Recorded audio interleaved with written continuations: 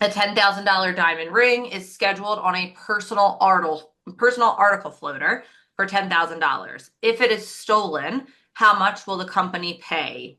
So when it comes to those personal article floaters, which is these here, right? These 9 elements, your personal furs, your personal jewelry, silverware, golf equipment, cameras, guns, fine arts, stamps, and musical instruments. These are your 9 personal article floaters. Few things with these. It's these 9 specific items specifically.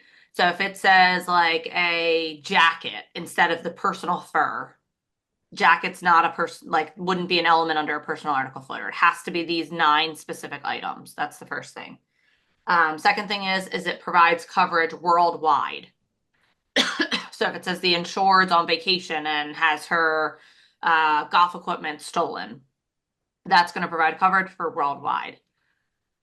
Third thing is there's no deductible applied. So it's going to cover the full amount. So if that golf equipment has been appraised at $10,000, they're going to pay $10,000, right? They'll pay it from the first bottom dollar. And then the last thing is it's specific to theft, right? So in this case, it says the diamond ring, for example, is stolen.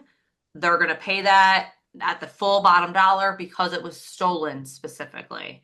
Had this said she lost it, that's a different ballgame, right? But she has the personal article floater specifically and it was stolen, they'll pay it at the full amount from that first bottom dollar, right? Not the homeowner's policy. They're not going to split it. It's going to be paid in full by the personal article floater. This example question over here, Susan's $2,800 mink coat is destroyed by the accidental discharge of water from her hot water heater.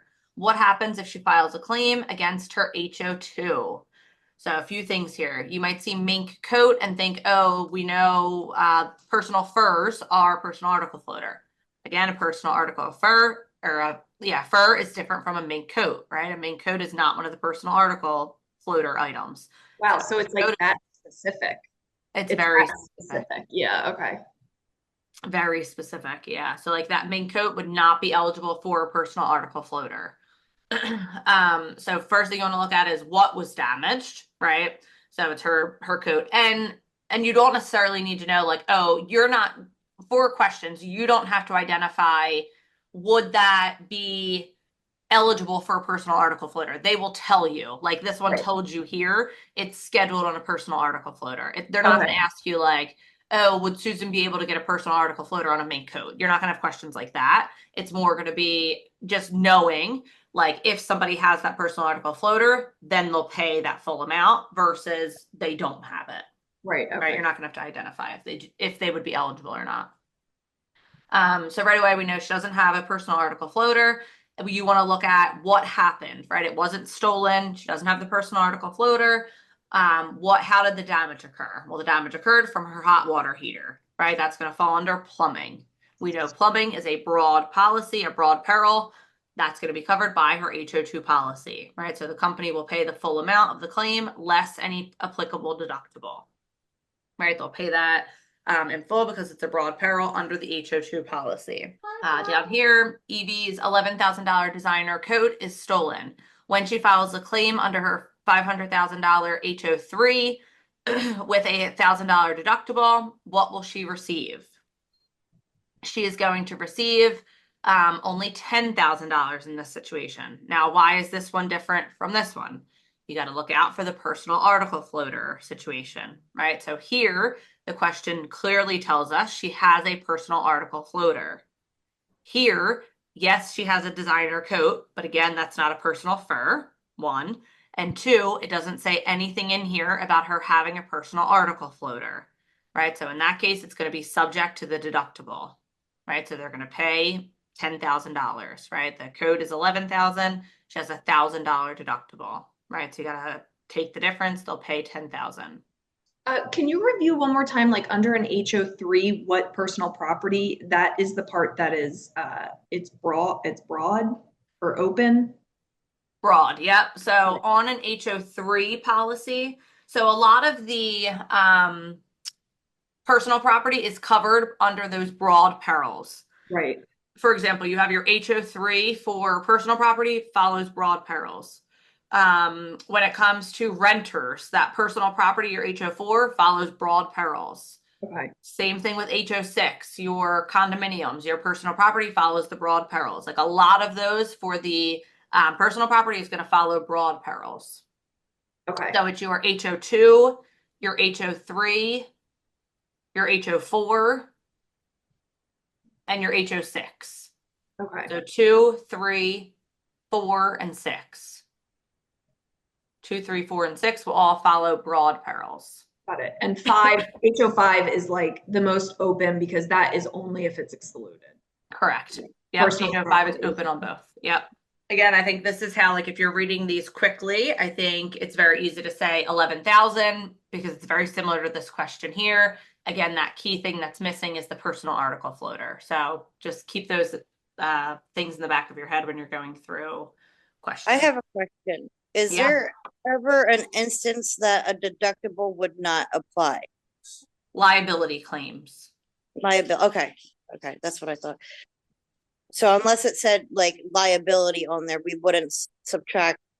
Well, liability is personal injury, so never mind.